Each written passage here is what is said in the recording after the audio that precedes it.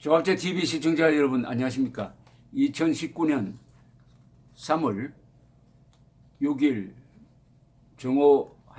정오를 넘어서 1시를 향해서 가고 있는 시점입니다. 해외에서 저희 방송을 들어주시는 많은 분들께 감사를 드립니다. 혹시 베네수엘라에서 시청자가 계시는지 궁금하군요. 이 베네수엘라 사태를 여러 차례 보도해드릴 이유는 베네수엘라의 마두로 정권이 그 속성이 한국의 주사파하고 비슷하기 때문입니다. 한국의 주사파는 단순히 공산주의자일 뿐만 아니라 사대주의자입니다. 사대주의자라는 것은 조국을 공산화시킨다는 데 머물지 않고 조국을 공산화시켜가지고 김정은에게 갖다 바치려는 세력입니다. 그러니까 공산주의자와 사대주의자를 겸한 최악의 이념이죠. 유럽에서도 공산주의자들이 있고 일본에도 공산주의자들이 있습니다. 그러나 그 사람들은 공산화의 목표가 있지 공산화 시킨 다음에 조국을 갖다 바치겠다는 생각은 없어요. 그러니까 어느 정도 민주사회에서 유지가 되는 겁니다. 국민들도 집권 세력으로는 아니지만은 견제 세력으로는 허용하고 있는데 한국의 주사파나 브라질의 차베스 마두로는 공산주의 플러스 사대주의라는 최악의 결합을 보여주고 있습니다. 그런데 마두로 정권이 무너지지 않아요. 아직도 무너지지 않습니다. 도저히 생존할 수 없는 정권입니다. 경제가 망가졌습니다. 국민들의 10%가 해외로 달아났습니다. 원조 물자를 주겠다고 하면은 국내에 반입하지 말라고 군대를 보내가지고 국경을 봉쇄하는 집단입니다.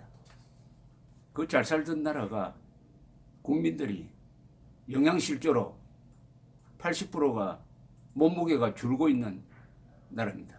물가 상승률은 올해는 1000만%를 돌파하게 됩니다. 연초에 $10,000 입금하면 연말에 찾을 때는 한 몇십 센트밖에 되지 않습니다. 그런데도 무너지지 않습니다. 국제사회에서 압력을 가하고 있습니다. 미국이 앞장서고 주변 나라, 콜롬비아, 칠레 같은 나라가 마두로 정권 인정하지 않고 몰아내려고 합니다. 그런데도 무너지지 않고 있습니다. 그 비결은 바로 군대입니다. 좌익 독재 정권을 무너뜨리는 힘은 국민들로부터 나오는 면도 있지만 최종적으로 해결은 군대가 합니다. 군대가. 이 정도 같으면 군대가 일찌감치 쿠데타를 해서 몰아냈었어야 해요. 그게 국민군대라면, 국민의 군대라면. 당군이면 또 다르죠. 군대가 여러 가지 종류가 있습니다. 공산당의 군대는 국민의 군대가도 아니고 국가의 군대도 아닙니다. 당군이라고 그럽니다. 조선노동당이 지배하는 군대입니다. 당군입니다. 당의 군대입니다. 당의 군대는 당에 충성하니까 국민들의 생각이 별로 반영이 안 되는 거죠. 북한에서 군사 쿠데타가 일어나지 않는 것과 지금 베네수엘라에서 군사 쿠데타가 일어나지 않는 것에 공통점이 있습니다. 어떤 공통점이 있느냐? 남미 전문가인 자비에르 코랄레스 미국 에머스트 대학교 정치학 교수가 이틀 전에 뉴욕타임스에 베네수엘라 군대 문제를 해결하는 방법이라는 제목의 기고문을 썼는데 아주 시사점이 있어요. 이러니까 군대가 아직도 마두로에게 충성을 하는구나. 이게 마두로의 군대, 이거 베네수엘라의 군대가 아니에요. 마두로 정권의 군대인데 군대가 우선 분열되어 있습니다. 군대가 지휘체제가 분명하게 되어 있으면 쿠데타를 합니다. 좋은 예가 1973년 칠레에서 있었던 피노쳇이 영도한 쿠데타로서 공산정권인 아옌데를 몰아낸 적이 있습니다. 아옌데도 1970년에 선거를 통해서 집권한 공산정권이었습니다. 공산정권 정책을 쓰니까 경제가 망가졌어요. 그리고 친미 국가가 쿠바 쪽으로 가버렸습니다. 친소 정책도 썼어요. 친북한 정책도 썼습니다. 여러 가지 부작용이 있고 중산층이 입안하고 나중에 국회와 대법원이 아인데 정권을 헌법 파괴 정권으로 규정을 하고 이런 분위기 속에서 군부 쿠데타 시도가 한 번 있었어요. 소수 병력이. 그것을 진압을 한 사람이 바로 피노체트인데 한 달도 안 돼가지고 육군 총사령관인데 다른 군인들의 도움을 받아가지고 전군이 그러니까 칠레의 전체 군대가 나온 쿠데타였습니다. 일부 군대가 나오는 게 아니었어요. 이렇게 되면 쿠데타가 성립이 됩니다. 쿠데타가 가능해요. 군대가 분열 안 돼 있고 피노세 중심으로 지휘체제가 서 있었으니까 위에서 움직이면은 정권이 무너집니다. 그런데 마두로의 군대, 이 베네수엘라의 군대는 그 내용이 어떻게 되어 있냐면 첫째는 정규군이 있습니다. 정규군. 이건 정상적인 군대죠. 그 다음에는 정치군인이 있답니다. 정치군인. 정치군인은 뭐겠습니까? 공산주의로 무장한 차베스 마두로에게 그리고 더 나가서 이 정치군인은 누구와 또 결탁되어 있느냐 하면은 쿠바와 결탁이 되어 있어요. 쿠바에서 보안요원을 보내가지고 이자들이 무기를 들고 군 수사기관, 정보기관에 들어가 있습니다. 이자들이 바로 마두로를 지켜내는 그 신경망을 딱 장악하고 있습니다. 그러니까 이 군대 안에 이 정치군인들이 쿠바의 지령을 받거나 쿠바와 협조해가지고 마두로를 지켜주고 있다는 겁니다. 또 다른 부류는 정상배 같은 군인들이 있어요. 이자들은 기업체를 하나씩 가지고 또 범죄 집단과 연계가 돼가지고 군대를 완전히 돈벌이 수단으로 생각하는 부패한 관료형 군대가 또 있는 거예요. 세 부류가 있죠. 또 마지막에 네 번째 부류는 이게 이름이 뭐라고 불리느냐 하면은 콜렉티보로 불립니다. 콜렉티보라고 불리는 이 자들은 민간인인데 군대가 서먹는 민간인이에요. 그러니까 일종의 민병대라고 볼 수 있는데 이 자들은 구성 성분이 범죄자, 깡패 집단 이런 자들입니다. 이 자들은 뭘 하느냐 하면은 군인들이 비호를 해가지고 이 야당이라든지 이 민주화 운동하는 사람을 테러하고 때리고 죽이기까지 하는 이런 더티 워크를 하는 아주 더러운 일을 하는 민병대가 또 있는 거예요. 그럼 네 부류가 있습니다. 네 부류. 정규군, 그리고 돈벌이 수단으로 생각하는 정상배적 군대, 그리고 이념적으로 똘똘 뭉친 이 정치군인, 그리고 깡패 같은 민병대, 이 네 개가 있어가지고 지휘를 서로 받지 않는 거예요. 서로 독립적으로 움직입니다. 다만 마두로의 지시나 쿠바의 지시는 받겠죠. 이렇게 되면은 이해관계가 다 다릅니다. 이해관계가 다 달라요. 여기서 정통군인은 아마 지금 고민을 많이 할 겁니다. 그런데 이념적 군대, 정치군인은 끝까지 마두로에 충성할 거예요. 그리고 이 돈벌이 수단으로 하는 정상배적 군인은 이제 지금 정권이 넘어가면은 내 직장은 어떻게 되느냐, 내가 운영하는 이 회사나 범죄 조직은 어떻게 되지 하고 전전긍긍하고 있겠죠. 이제 마지막에 이게 골치 아파요. 이 콜렉티브라는 이 지저분한 일, 그리고 암살단이죠. 이 암살단 군대를 군 암살단. 요 사람들은 정권에 넘어가면 다 맞아 죽게 생겼어요.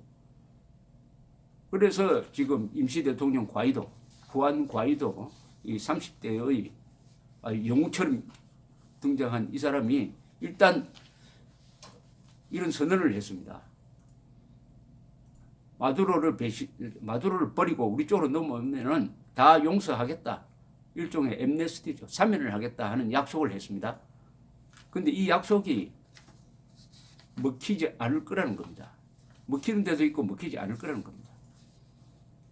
왜냐하면은 상당수는 군대에서 옷을 벗고 나오면은 다 실직자가 되고 정권이 바뀌면은 과거에 자기들이 저지른 범죄가 어떻게 될지 모르고 다 이해관계가 다 달라요. 정규군의 이해관계와 정치군인의 이해관계와 정상배 군인의 이해관계와 이 암살단의 이해관계가 다 다르니까 이걸 다 만족시켜주는 방법이 있느냐. 그리고 쿠데타를 하려면은 이 군대가 통일이 돼야 됩니다. 한 사람 중심으로 쿠데타 지휘자 중심으로 명령 계통이 딱 서야 되는데 만약 정규군을 대표하는 사람이 쿠데타를 할 가능성이 제일 많은데 그래도 좀 순수한 군인이니까 이렇게 할 때 정치 군인이가 보고만 있겠느냐? 그 암살단은 가만히 있겠느냐? 하는 이런 문제가 생깁니다. 그렇다고 지금 미국이 개입해가지고 군사적으로 어떻게 할 수가 없죠.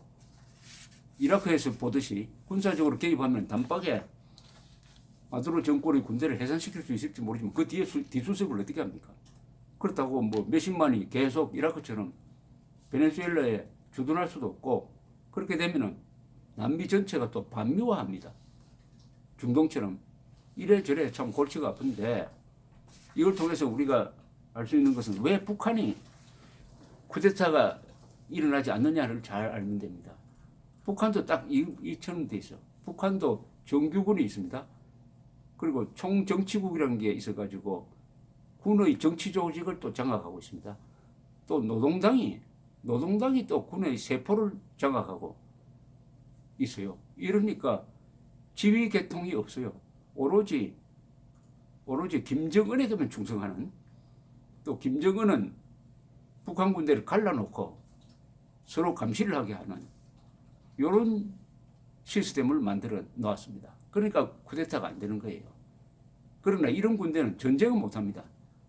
전쟁하라고 하면 이 지휘계통이 다 각각이 돼가지고 전쟁을 제대로 할 수가 없습니다. 이 좌익 독재는 집단 독재입니다. 좌익 독재는 1인 독재가 아닙니다. 집단 독재입니다. 이 마두로 정권처럼 이 쿠바 공산주의에 세뇌된 이자들이 사회의 지배 구조 전반적으로 다 장악하고 있습니다. 다 장악을 하고 있습니다. 그게 계급에 의한 독재입니다. 한 집단에 의한 독재, 이게 무서운 겁니다. 이 집단에 의한 독재가 무너지는 것은 군대가 일어나서 더 큰 힘으로 부수는 것과 그다음에 국제사회에서 큰 국제 질서의 변화 속에서 무너지는 경우가 있습니다. 뭐 전쟁에서 지는 경우도 있죠. 지금은 국제사회에서는 큰 변화가 일어나가지고 미국을 필두로 해가지고 마두로 정권을 반드시 몰아내겠다고 합니다. 그 제1조건은 성숙되어 있어요. 두 번째, 군대가 일어나느냐 안 일어나느냐 이게 지켜볼 점입니다. 한국은 헌법 제5조가 이렇습니다. 국군은 국가의 안전보장과 국토방위에 대한 신성한 임무를 수행하며 정치적으로 중립한다. 이렇게 되어 있습니다. 결국 대한민국도 국가의 안전보장의 최후 보루는 국군입니다. 그러나 정치적으로 중립해야 돼요. 정치적으로 중립한다는 것은 정권의 영향을 받아서는 안 된다는 겁니다. 어떤 영향이냐? 헌법에 반하는 정권의 명령을 수행해서는 안 된다는 거죠. 헌법을 무시하는 정권의 명령을 수행하는 군대가 되면 안 된다는 거죠. 오늘날 대한민국 군대가 헌법 제5조를 지키느냐? 만약 지킨다면 대한민국이 공산화될 수는 없을 것입니다. 대한민국처럼 고도로 경제가 발전한 나라는 언론 자유가 살아있으면 공산화 안 됩니다. 동시에 국군이 국가에 충성하면 공산화가 안 됩니다. 베네수엘라 사태를 계속 지켜보면서 교훈으로 삼아야 될 것을 이렇게 하나씩 정리를 해 갔으면 합니다. 감사합니다.